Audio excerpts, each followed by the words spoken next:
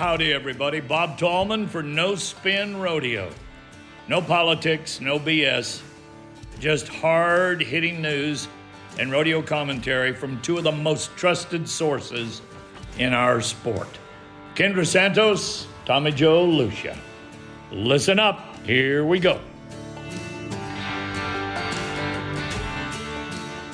Well, hello, happy Tuesday to all you no spinners out there. Welcome to number 80 of No Spin Rodeo. I'm Tommy Joe Lucia, joined by the First Lady of Pro Rodeo Journalism, the very cool and calm and collected and always right, Kendra Santos. Hello, Kendra.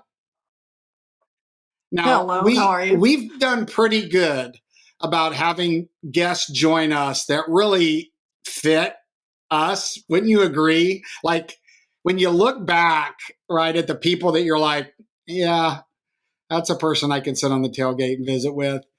We are super excited, not the first to have her on, but definitely super excited to have Kirsten Vold on to visit with us for about 45 minutes. Welcome to No Spin Rodeo, Miss Vold.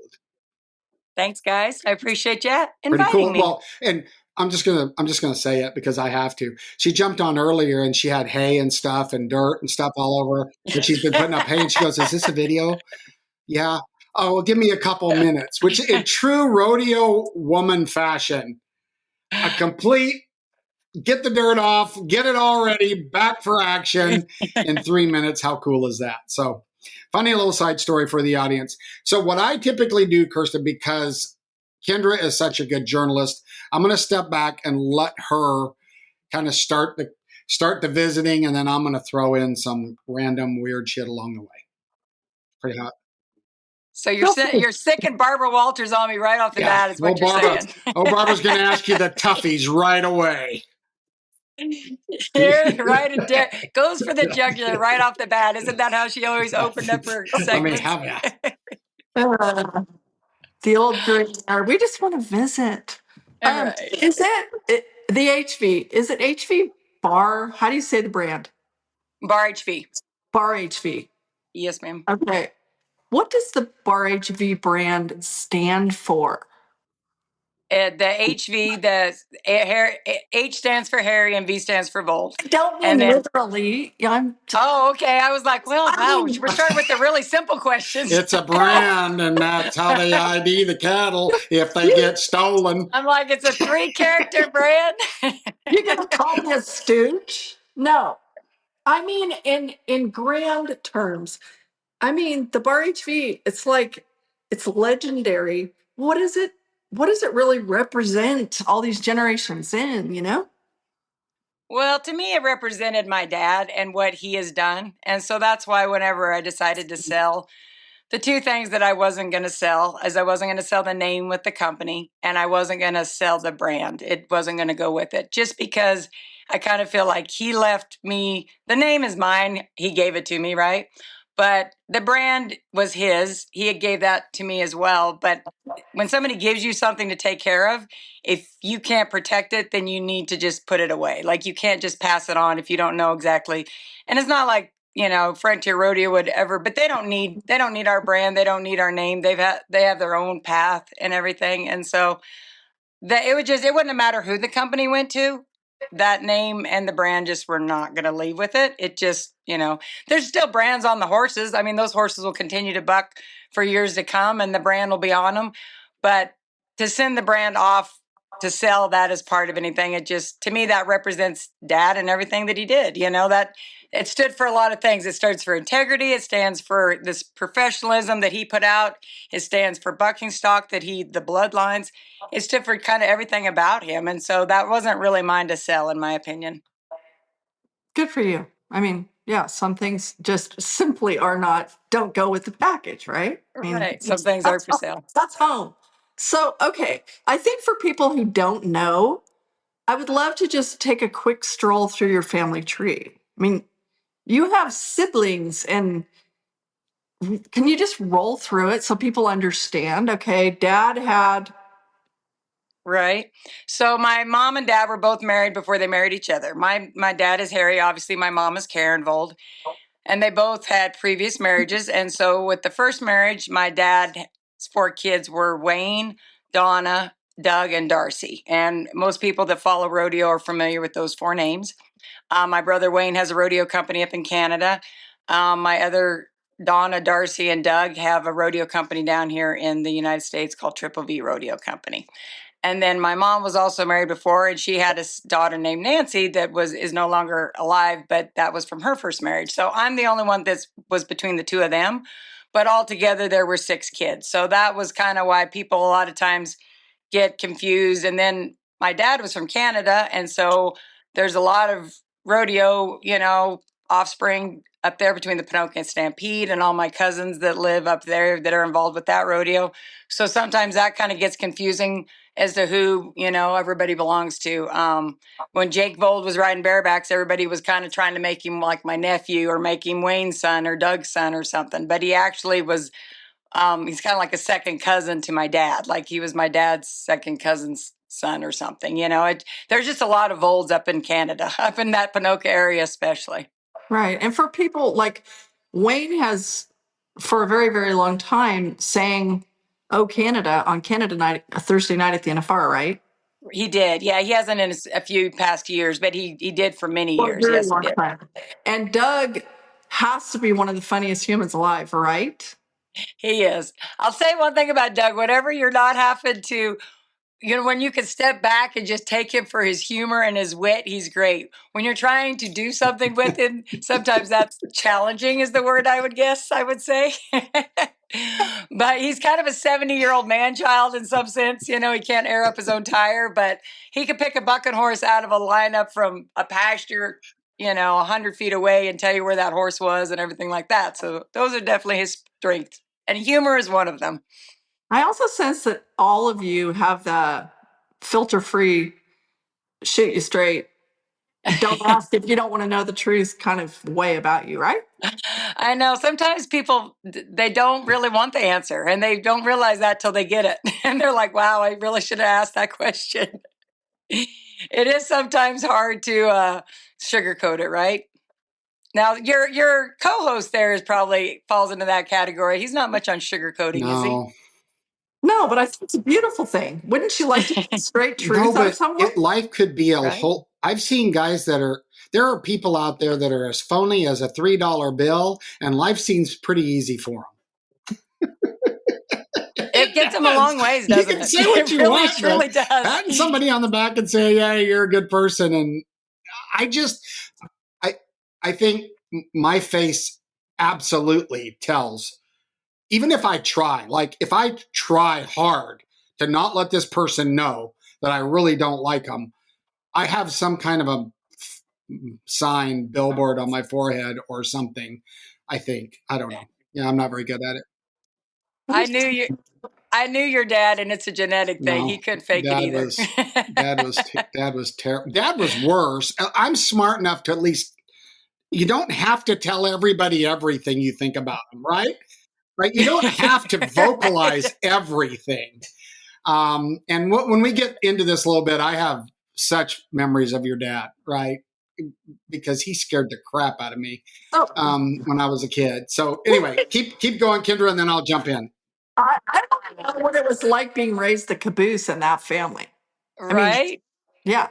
Yeah, no, it was good. I mean, like when you don't really know any different. I didn't understand half siblings back then. Like to me, they were just my brothers and sisters and older brothers and sisters and everything like that. So you don't really understand that isn't, it just was always, they were just there, and it was good. I didn't go to a public school like most people did.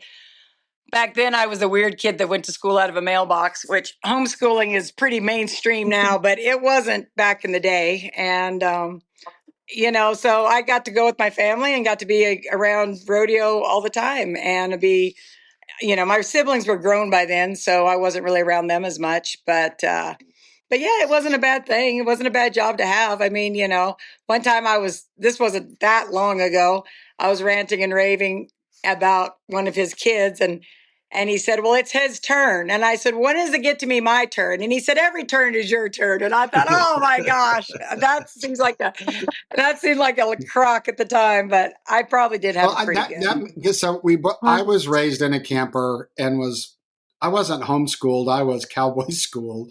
I took tests. I think I took tests when I came back to town. But interesting because we were both on the road, both my dad at a lesser level than yours in the production business, right? In the entertainment business, which means that we were the indentured servants, right? And so I'm going to give you some stuff that I've been in therapy for. And then I'm going to ask you if you have any memories. One of mine was being a 16-year-old cowboy young man and having to drive a Murray lawnmower with green stretchy pants on and a white silk scarf and a patent leather white cowboy hat at 102 degrees so that I would set everything up for the monkey. So my question for you is, do you have any memories when you guys were putting on rodeos of getting kind of the tail end of the jobs that have to be done to put the show on? Any of those? Absolutely, 100%. I will be forever scarred with my sequin hat career because I had to wear, and back then they spray painted these straw hats, and they had them pink and orange and blue and gold and like 12 different shades. And then she spray painted. Mom did it all by hand, and she spray painted the hats, and then she glued the sequins. They were streams of sequins to all these hats, and that's what all the girls carrying flags had to wear. And I had to be in that grand entry carrying that flag to a pretty elderly age. Like when I think about it, I was way into my 20s. We'll just say that. Like it wasn't like it was just a teenage thing. I mean, I'm talking into my 20s before I finally took enough stand and got a felt hat out of the deal because I was not going to wear those sequin hats anymore. They were awful and they were heavy and hot. And yes, I had to wear spandex. And yes, I had to clean all those white leather saddles that we had to use for the flag girls, and clean the pickup shafts, and hot walk pickup horses in the mud in the rain. That was my first job. My mom tells a story of me being 5 years old when I started hot walking pickup horses, and it was raining in Colorado Springs, and I was holding an umbrella with one hand and leading a horse in the other. And I remember I was making $1 a day performance, $1 per performance for hot walking pickup horses. And I honestly thought I was never going to be a poor day. Like, because that's, your only expense back then is like concession stand money, right? So back then you could buy a lot with $1. Yeah, but the contestants' kids got to go to the carnival and the fair and the dance, right? You would see them walking off to go do the stuff you're supposed to do when you're that age. And you've got a laundry list of stuff to do before the night's over. Oh, just a therapy session. Sorry about that. That's so true, though. It's so true. We're scarred. We're scarred. Well, most of what we're going to talk about has to do with rodeo, but I think it would be cool for you. Like there was a time in your younger years when you did not think this was your path, and you correct me if I do not remember this right, but wasn't it like I'm going to drive a sports car and go to law school or something? Yes, I was. I was going to be a lawyer and drive a sports car in California. That was my goal in high school. And then I took a journalism, law, and ethics class. I was a mass comm major in college, and I took a journalism, law, and ethics class, which you may have taken, Kendra. I don't know what your degree is in, but I'm sure you had to have done better in it than me. That was an awful class. It was just 5 hours. It was an hour every morning, 5 days a week. Of just basically cases. That's all we did. And those were just journalism cases, and you just studied case law. And that pretty much clear-cutted the fact that I was not going to have a pre-law degree or any sort of career because that was absolutely the worst, most boring class of my life. Oh my God. Yeah, no, ethics and those kind of different classes can be a little dry. For those who don't understand that you are a double-bred badass, tell people a little bit more about your Cowgirl Hall of Fame mother. She, I don't know the year, 78 or 79 maybe, was inducted in the Cowgirl Hall of Fame. She was a trick rider back in the day. She trick rode at Phoenix at the JC's rodeo, I think when she was 14. She trick rode, she went all over. That's how she met my dad, is she was worked for him up in Canada, her and her riding group. She was trick riding up there. She was a Miss Rodeo Arizona, Miss Rodeo Phoenix. But yeah, the biggest thing, of course, since she retired from trick riding, she always loved it. That was always her passion. And so she has been having trick riding camps and still participates in them. She's actually going to one this weekend. They moved into Linda Schultz's house, but they were here at the ranch for over 30 years. And now that Linda's been helping her doing them for all this time. And so now they moved to Linda's house, but she loves it. And she, I wouldn't even have the slightest clue as to how many people they put in the contract personnel business for trick riding, because they taught, kids from Canada, Hawaii. Some people came over here from Belgium. I mean, they've sent people throughout the world that are taking their talents that she's taught them and taken them and put on shows several places. So that would, I'd say, have to be her mark. That would not be what she was inducted in the Cowgirl Hall of Fame for. But I would say, as far as her lasting mark in the Western industry, that would have to be it, because I can't even imagine how many people have been impacted by her teaching. Yeah, and how many people have been impacted by her grace also, because I became a writer from growing up, being basically, I guess you'd say, pen pals with my grandmas and my aunts. And that's how I love to write. And I wrote letters. I got a letter from your mom not very long ago that is the most beautiful. Like, my grandmas are gone. And it was like, this is what it felt like to be a little kid and I don't know if you buy stamps, but I feel like sometimes I'm the last person I know that buys a lot of stamps.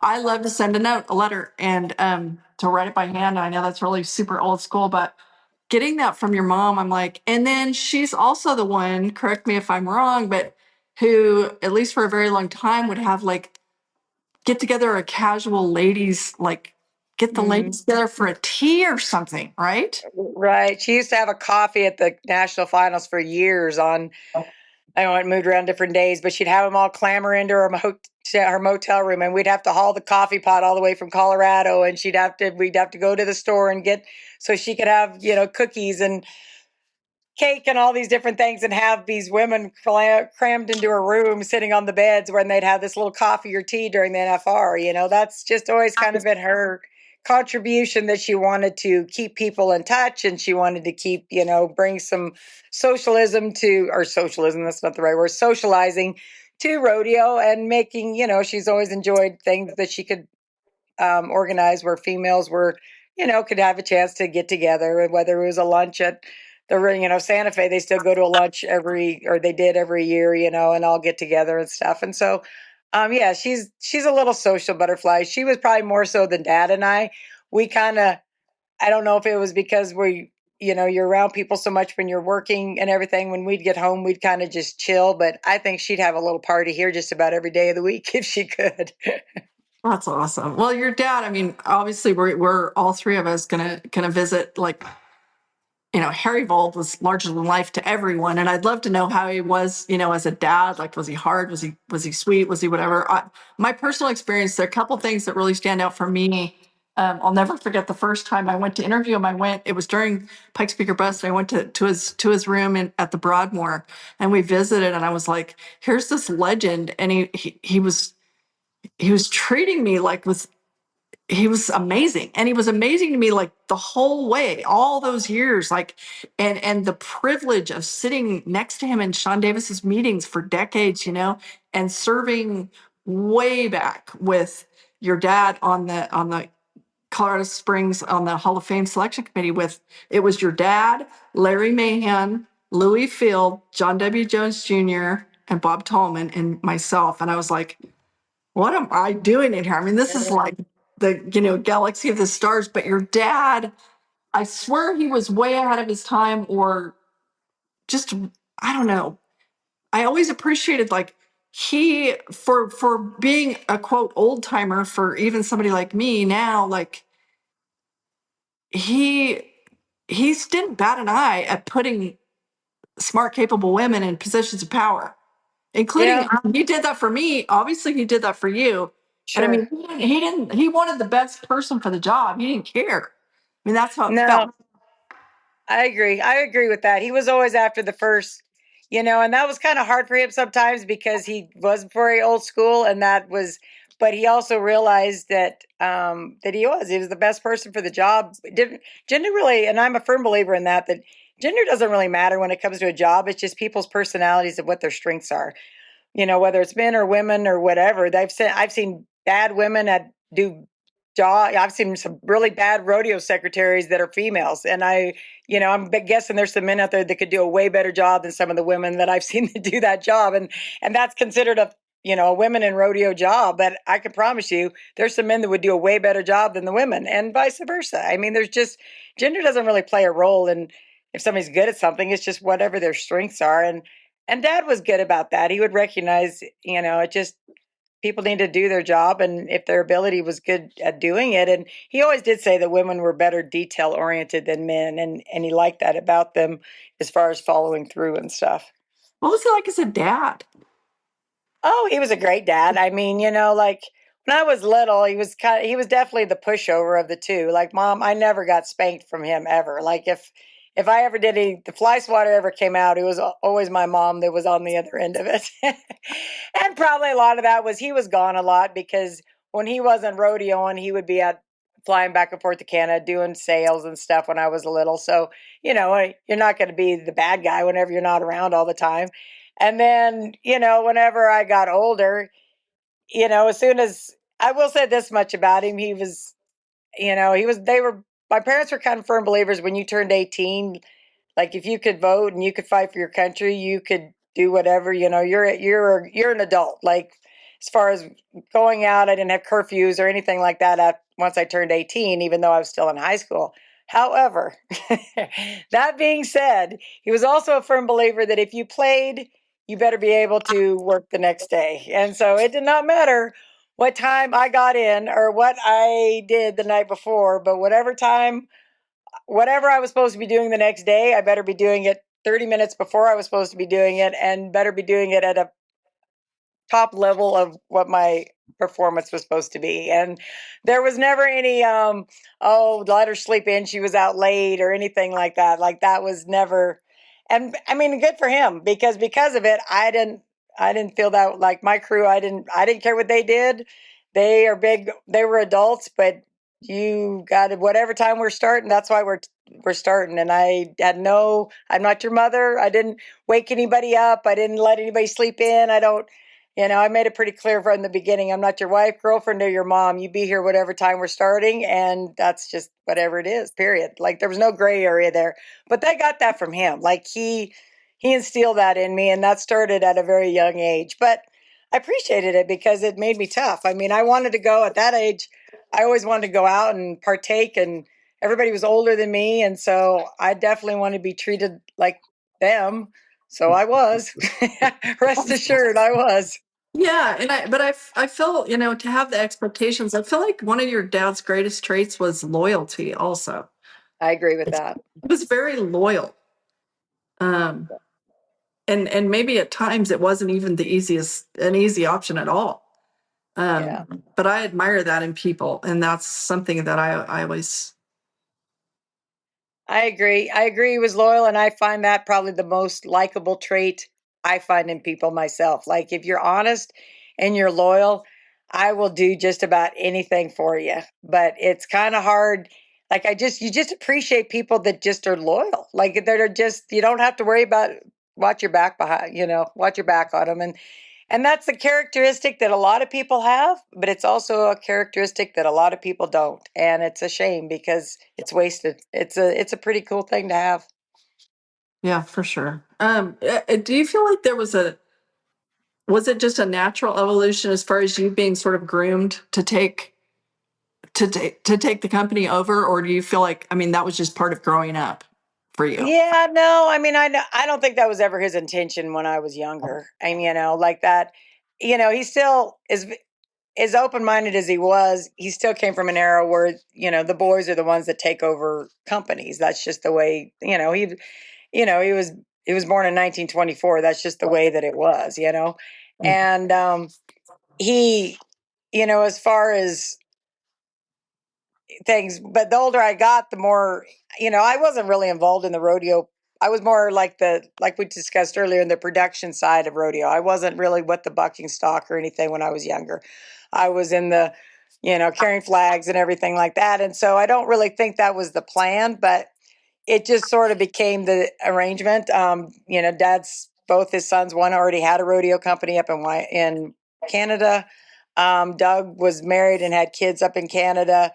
By the time he started getting older and was at a situation where he wanted to start needing some help or thinking about somebody taking it over, his other kids were old enough, they already had established lives, so I was kind of the natural obvious choice, just because I was the youngest one, still kind of around. So I don't think I was groomed for it. I just think I got it out of default a little bit. But all that being said, I mean, it wasn't really my plan either. It was important to him that I went to college, because he didn't. He finished 8th grade and then he didn't go after that. The only other kid that he had that graduated from college was Donna.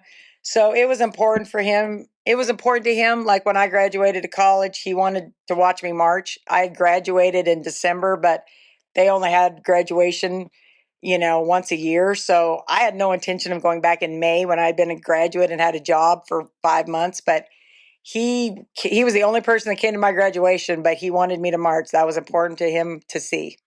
And so I think things like that, I think things like that it wasn't like I was groomed for it, but I guess in a way it just kind of, it just kind of how we both kind of needed something at the same time. I went and did a little bit of corporate world right out of graduation and had a dose of that, and realized that I missed the non-traditional work style, and I missed the animals. And he was kind of getting in this situation where he was kind of fed up with, and I get it now. At the time I didn't, because I was a kid and I was stupid, but I get it now. Like, basically, crews and people working for him were just he was going to sell, just because he was just fed up with, finding help and not good help and everything like that. And I was like, oh gosh, I can't imagine, after all these years you would, because of that. But many times since, I've understood why he was pushed to that point. You finally get, like, if you can't do it yourself, you're like, I don't even want to do this. Yeah. Are So there I get it. words of his like wisdom and advice to you that have been the most important ones that you've leaned on, like, or when things get hard, or in different times where you're like, okay, I mean, you were around your dad so much, like 24/7 for a lot of long period of your life, right? So it's like, I feel this about my dad now, like he's gone now, but I know what he would say or do. Right, right. And so are there like words he had for you of advices or wisdoms that you're like, maybe the most important thing my dad ever taught me or showed me because he did it was this.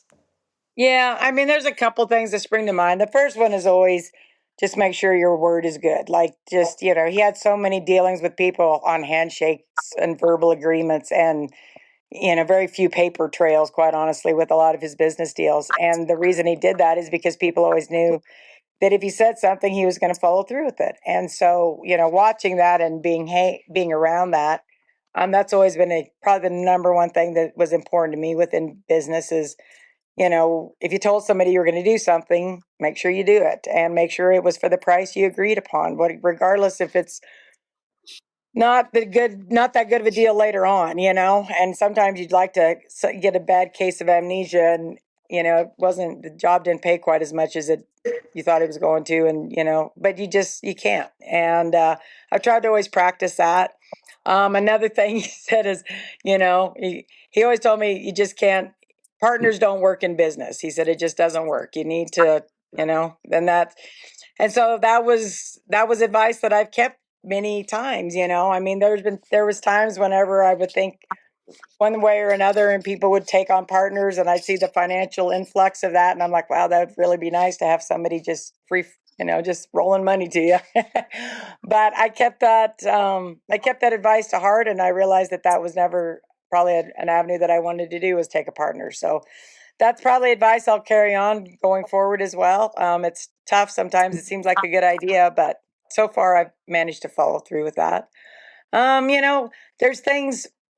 He's buried about 30 miles from the ranch, and I'm probably about the only kid. I don't know what everybody else does, but a lot of people tell me how they stop and see him, when they drive through or something. And I think that's great because we spend a lot of money on that headstone, and I'm really glad somebody goes and looks at it. But I don't ever go there. I just don't, because to me that's not where he's at.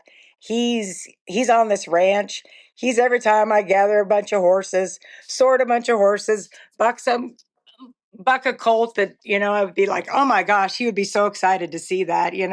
That's where he's at. Is he's in my heart, and he's on this ranch, and he's riding next to me, and he's doing all those things, and he's not in that ground. So I guess that's why I don't really need to remember words, because he just never leaves. Like, he's just everywhere I go.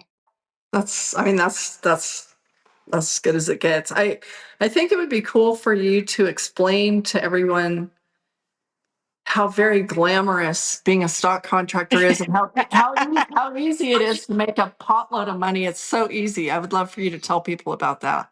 It really is. I'm just hoping it's the best kept secret, really, in rodeo.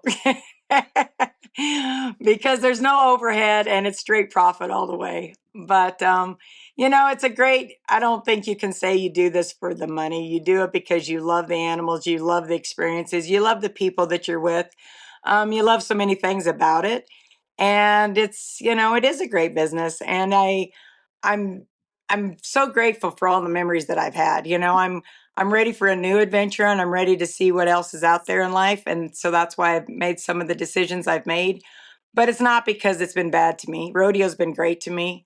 It's formed, the personality that I have. It's formed the characteristics that I have. It's made me where I'm not scared to really go off and do anything new, or anything like that. And I feel like I wouldn't have any of that if it wouldn't have been what I've learned. The last 28 years since I started taking over Dad's company, has, man alive, I made a lot of mistakes, but those mistakes have also taught me a lot of good things too. So I have no regrets on any of the last 28 years I've spent my adult life, basically since graduation, doing this. I don't regret any of it. I'm excited about what the future holds, but I don't regret any of the past. Could sit there and go, that maybe wasn't the best decision I made, but I'm a firm believer in the butterfly effect. And you change one thing, and it affects so many other things. So maybe that was a wrong decision, but I look at the people that I met through that experience, or something that I did, and I'd be like, holy cow, I wouldn't want that person out of my life, because they've been such a great friend all these years. So, you got to take the bad with the good with the bad, however that works. It would be easy to name an absolute high of running this company and an absolute bottom low. The high is immediate. Like, I just feel like whenever I raised a stud colt, Painted Valley, that Dad gave me from the beginning. Like when I was kind of starting my little herd, I guess. And there was these two colts that we weaned late, and I talked him into letting me have them. And he says later on, of course, that I stole them. He calls me a horse thief, but that wasn't quite how that went down. But anyway, I took them, and I was living in town at the time, and they were, and they were with my barrel horse at a, in a pen. And, one of them later on became Painted Valley, which he was voted the Saddle Bronc of the Year in 2010.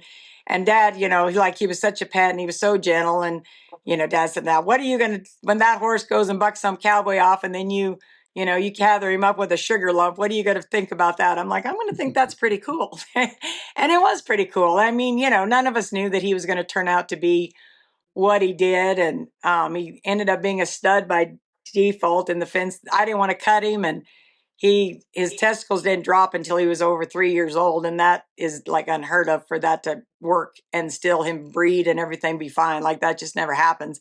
But I wouldn't cut him. And Dad and Doug both told me that I needed a sharp knife around my outfit, because that was the biggest mistake I ever made, and everything like that. And so I reminded him of that whenever I was selling his Siemens of straw for $2,500 of breeding, that wasn't such a bad that wasn't a bad decision, but and I look at that as being a high because that horse put us back into the rodeo business. Like his offspring is probably 75% of the animals that we have now. And so, I'm very grateful for that would be like the high of my career. The lows, there's so many. There's been so many bad decisions that I've made, expensive decisions that I can't really say there's one that sticks in mind. I mean, I've had some really bad road trips. I've had, been stuck in a blizzard and with a semi-load of stock and, 4 feet of snow and Dumas, Texas one time. And, like those are not what I would call, they weren't great moments, but I mean, you survived them. And so I've had a lot of lows, but I mean, Dad was always a firm believer. He'd say peaks and valleys. He's like, life is peaks and valleys, and rodeo's business is peaks and valleys. And so if if you have a high, you have a really good night, you better enjoy it because there's going to be a valley down the, going to be down the road. You'll go down and it'll be a bad day, but then you'll be a peak around the corner. And I tell that to my crew all the time. Like if we have a really good night and things really buck good, I'm like, you know what? Enjoy this. This is a good night. Enjoy this rush because there's going to be another night that's going to be a bad night. And so you got to hang on to these good nights to get you through the bad ones. So, that's the business. Tom, you better just butt in because I'm being a hog. Go ahead. So I'll back up. Your mom, my memories of your mom, and we've said this in this podcast with other interviews, the mothers like that kind of become the mothers, right? Because we're all a bunch of orphans out there on the road. And some of the precious memories I have of your mom is her giving me a hug, which was just weird to me, right? I mean, she said, come over here and give me a hug. And I'm like, whoa, you mean give you a hug? We don't give hugs, do we? That's not what we do here. And she'd give me a hug. And then it became a thing, right? If I was walking, and those little things mean a lot to you when you're a kid on the road. I remember that. Then your dad, opposite side of the game. Dad convinces me to go to Odessa and work the barrel for the bullfights. I've talked about this with Rob Smith. And Mr. Vold, the Duke of the Chutes, he sits up before the bullfights. He'd get up on this buck and shoot right there. And I know I grew up at 3 years old seeing this, right? Now I'm the guy going out there and I'm standing down there and I've got my barrel and he leans over and I'm like, oh God, is he going to talk to me? I knew him, but I'm like, is he going to talk to me? And he goes, hey, yes, sir. How you feeling? I said, I'm scared to death. And he goes, one thing you get out of Alush is honesty. That's good. You'll live through it. You'll live through it. And I mean, that was the pen of crooked nose and all these, right? And I was legitimately scared. Right. And afterwards he came up and he put his arm on my shoulder. He didn't hug me like Miss Karen, but he put his arm on my shoulder and he said, good job, kid. Something like that coming from someone like that. So there's two things that both of your parents did that are things you never forget when you grow up in this business. So I was going to ask you to tell the story about Painted Valley, and you did, because I think that colt, if I remember right, in sideline conversations, it was kind of the runt. Like it was, you picked the one out, but that's not what I want to get to. Here's what I want to get to, which may be a little bit uncomfortable for you, but I'm going to say it. How do I say this? Because I was trying to figure out there are women in this business that, so in my time, you would have you were like the business hottie, right? I mean, you were the one that the men around there would be like, you go up and talk to her. No, you go up and talk to her. No. Did you ever sense that? Right? I mean, that's just the reality of those that lived in my generation, right? That's right. And you're not going to sit there and go, yeah, I know. But I understand that. But that had to be a whole nother level of growth, right? Of life in this dealing with cowboys, right? I mean, for real. Yeah, which I'm also, I'm not delusional enough. Like I was generally the only female back there, so the competition wasn't real stiff. That's so true for that. There was usually a crabby older rodeo Well, secretary, that's what I'm saying. and The scenery back there, and some lady with some lady with a hairnet at the concession stand, and me. So it wasn't a real difficult. I am humble enough to realize that I didn't have real tough competition to have the hottest girl. And usually the person if there was a woman that took care of the pickup horses, she chewed snuff, for God's sakes, and had a knife on her belt, exactly. Right? I mean, so you were very, very classy and ladylike, very much like you were raised. And so, yeah, you were the thing, right? You were the thing. And I bet there was a lot of interesting conversations. And no, I think I won't do that tonight. So anyway, I just thought that was an interesting tidbit on my. Now, so you sold the company Frontier. Now, here's what I think that Heath might have told me, or someone in a truck told me, that the origin of kind of that happening with them, didn't Big Jerry, I call him Big Jerry Nelson, didn't Jerry buy a ton of mares from you guys? That was the original kind of opening of that relationship. Is that fair? Is that right? Right. It was, and that was, and Jerry could probably tell you better. I don't want to misquote him, but he knows it, and he talks about it. He still brings it up. But he sold Dad had a sale here at the state fairgrounds several years in a row, and he put some mares in it, and then he also put some of, whenever he sold his cows, Jerry bought the bulk of them as well. I know he bought a bunch. I don't know how many he actually bought, but I know he bought a bunch of them, and that's where a lot of Jerry's bloodlines for his bulls came from, and then that's also a lot of the bloodlines for his mares. That started with him and buying those from Dad, and then Dad, it sold, like Dan Mundorf had bought a couple of mares from Dad as well, and those also went into Jerry's. It all kind of, their deal kind of went together. So, yeah, we're lucky enough to have been a part of their breeding program from towards the beginning. So it's kind of cool. It kind of was like the perfect situation because Heath and I are friends. I mean, and he's always been good to me as far as like sending me a stud to breed to the last probably 5 years because I've got so much of Painted Valley's bloodlines here. I'm getting into the mares that, I needed some outside breeding and stuff. And he's always been good about that. So, it was it's kind of cool that I know the horses are going to a good place. I know they're going to get taken. I know how they take care of them. I know how they work their horses. It's crazy, but those things are kind of important to you when you've spent, all this time and energy raising these bloodlines and these horses. You just don't want them to go somewhere where they don't know how to work them. Or I shouldn't say they don't know how to work them. They work them differently than you do. They work them differently than these horses have been raised their whole life. So Heath works his horses the same way we work ours. And, just knowing that was a comfort. And it wasn't never necessarily as much about the highest bidder as to whenever I was selling the card. It was more like I wanted to make sure that it went somewhere that the animals were going to be taken care of. And I know, I'm not worried about that. I know they're going to a great ranch and a great rodeo company, and they all have individuals that take good care of them. And that's more comforting than just about anything else.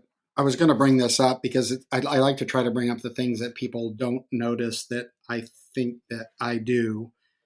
When you say how they handle their animals, there was a difference in the way how I handled the trained animals that I had and Dad handled his animals, kind of cultural and how you're brought up. And there's a significant difference.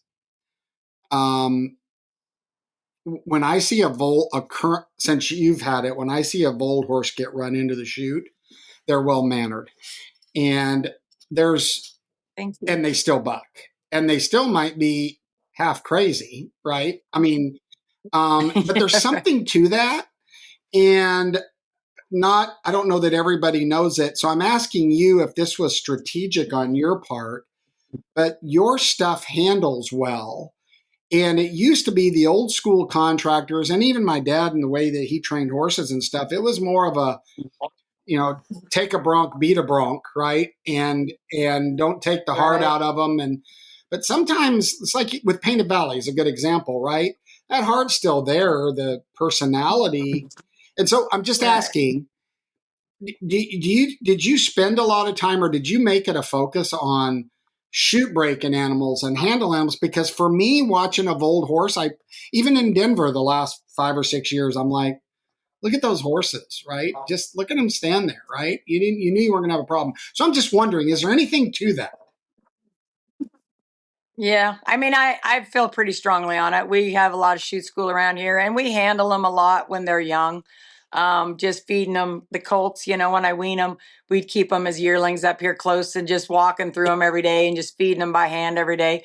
They're not scared of humans, and it wasn't so much that dad beat them. It was more that he just didn't handle them. Like once he weaned them, they were turned out in a big pasture and they didn't see a human again for like 4 more years until they got gathered and taken to Cheyenne for the rookie bronc riding. And that's when they got bucked the first time. That's when they saw a saddle the first time. That's when they saw a flank the first time.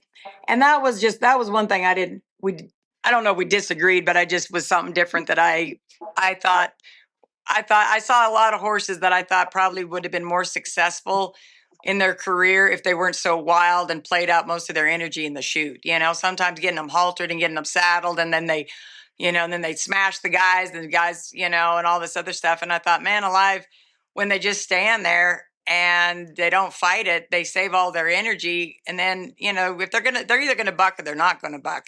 I'd love to say that you could make them buck, but we've all figured out that doesn't happen. So whether they're gentle or wild, they got to want to do it, and you're not gonna break that out of them. I don't believe. A bronc is a bronc, and I mean even these ones that are so gentle, they're still broncs. Like you still got to be mindful of them because you can still get kicked and everything else. They're still domesticated wild animals, but they can have manners. And I'm proud of the fact that mine do have manners, and we make them work and we make them mind, and they get handled back here and they get handled in shoot, and they've all had saddles on them and halters on them and briggings on them before I ever take them to a rodeo, even if it's a colt bucking, So, they don't always behave as well as they're supposed to, but they're supposed to. And I'm sure there's been a time when you've stood there on the chute and thought, well, you're not going to be able to use that excuse because you don't want to nod for this one.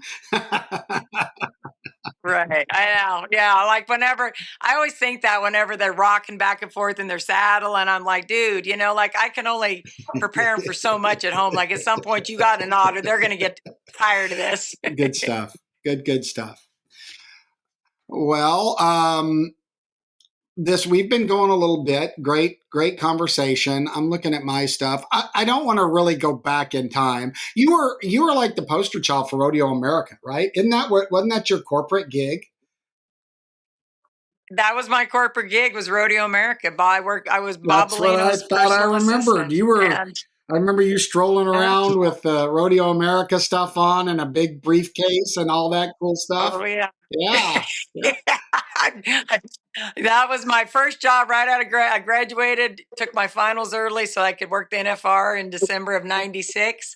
And that was my first job, was working for him. And I didn't know what per diem was. That goes to show you what I knew about corporate America. They gave me this per diem. And so I kept all my receipts and I turned the money back in that was left over at the end. And they were like, no, that was yours. And I remember I got $15 a day per diem to eat on. And I was like, and it goes to show you that back then it was a little cheaper to eat in Vegas because I actually had money left over. Now that wouldn't even buy breakfast. That's 15 horses I would have had to cool down back in the day. I have stuck a fat hog now. I'm in the big time. That is what I thought corporate America was. That's cool. I would love to like Jerry Nelson. For one, I'm really wanting to know, like, if this was a hard decision to sell or not. I do have that question for you. Like if you've had mixed emotions, or if it was like, no, this is clear as a bell to me. I guess that's the question. But then I want to make a comment, or I'll just say it. Jerry Nelson, we've all known him a long time. I first knew him from the PBR, and he Right. clearly is a very strong-willed man who speaks his mind and does what he wants to do. But many times I have listened to him speak about Harry Vold, and it is with absolute regard and respect and honor. Like, he holds your dad. I mean, and I'm assuming that's all part of this equation of why they were the perfect fit also, right? Like, he realizes, he's like, I would never be where I am today if not for her. He always recognizes your dad. And that He is a does. special component, right? I mean, the respect. It is. Absolutely. 100%. It definitely helps with, as far as if it was an easy or a hard decision.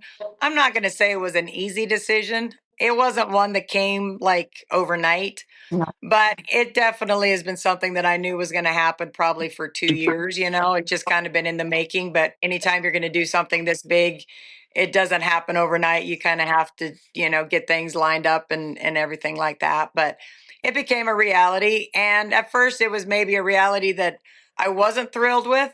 But then after I started thinking about it, I became more comfortable with it.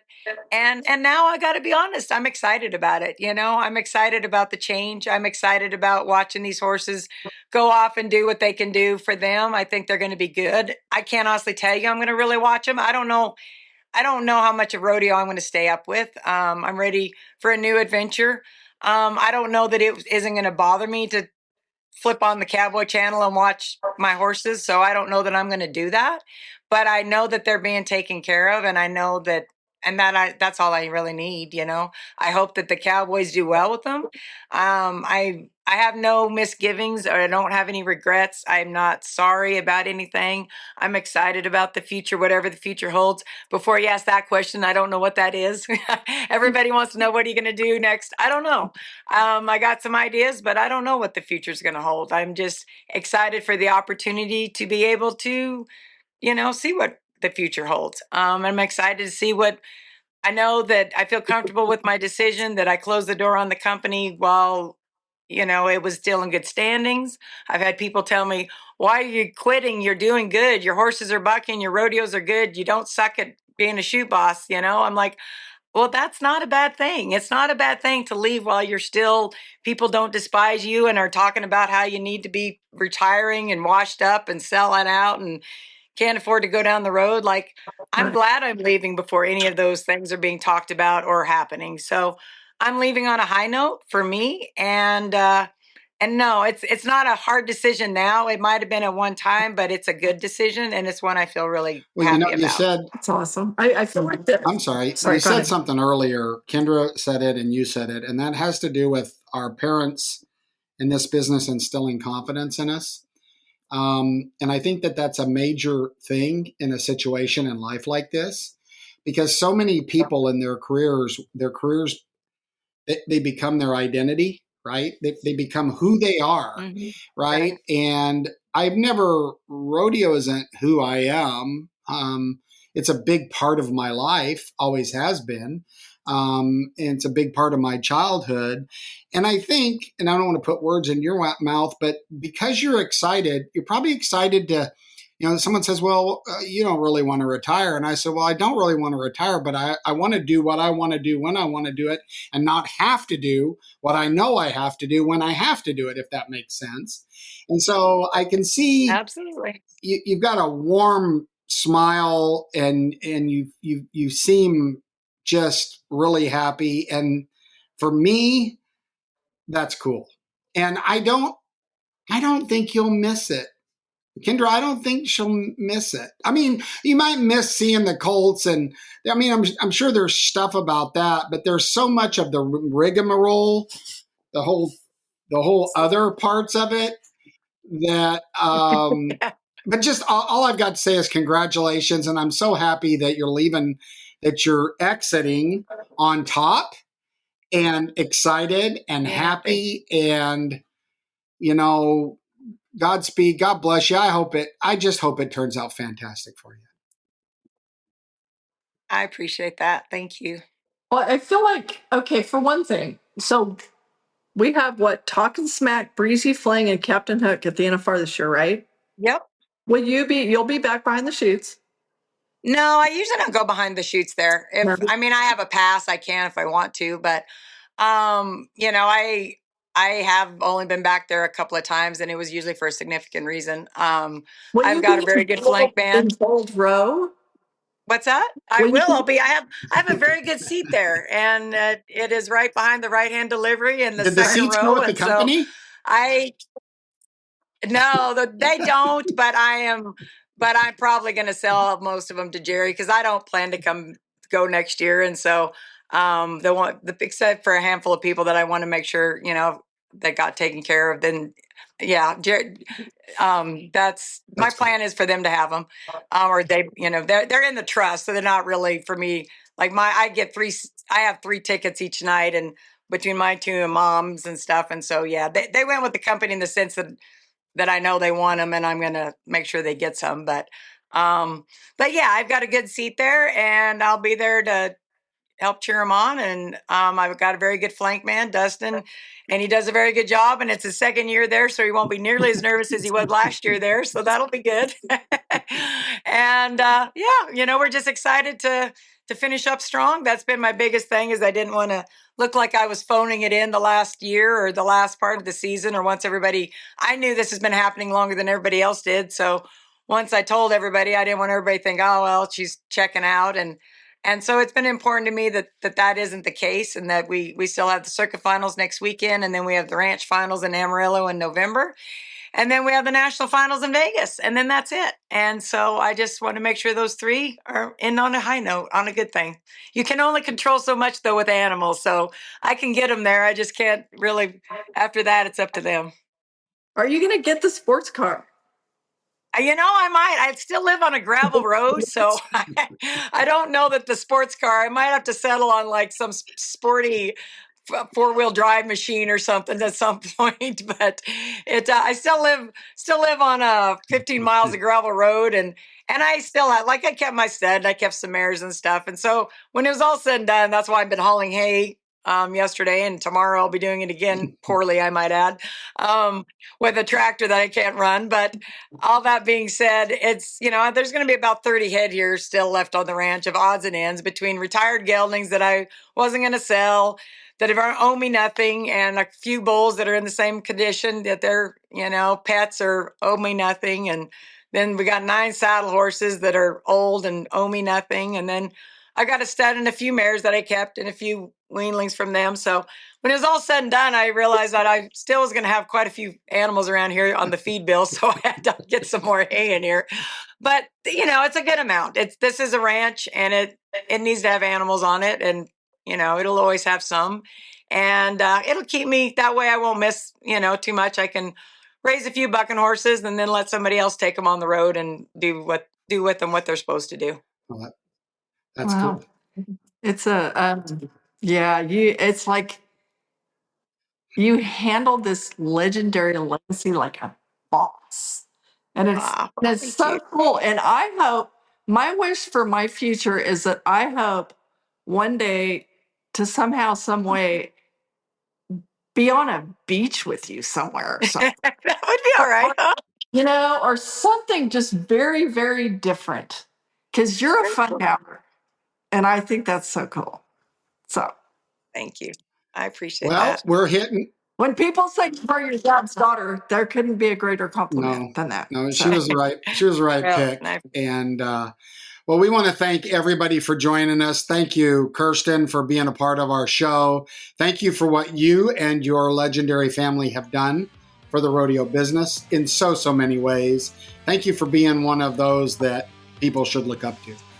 This is No Spin Rodeo, episode 80. On behalf of Kendra Santos and I, thank you all for joining us. Have a blessed week. We'll see you next week.